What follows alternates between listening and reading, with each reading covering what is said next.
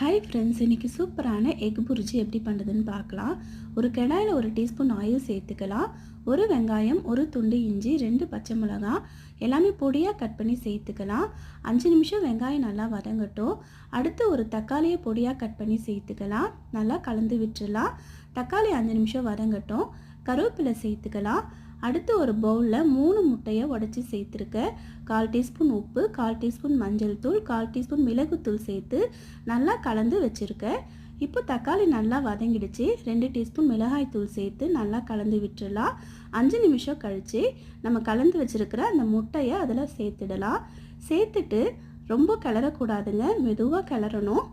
ரொம்ப கிளறினா முட்டை பொடி மாஸ் மாதிரி ஆகிடுங்க.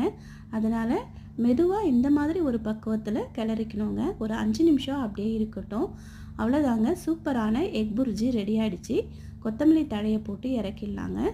இது சப்பாத்திக்கு நல்லாயிருக்கும், இல்லை சாதத்துக்கு சைடிஷாக கூட வச்சு யூஸ் பண்ணலாங்க. ரொம்ப நல்லாயிருக்கும்.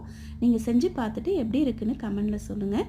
வீடியோ பிடிச்சா லைக் பண்ணுங்கள், ஷேர் பண்ணுங்கள், சப்ஸ்கிரைப் பண்ணுங்கள்.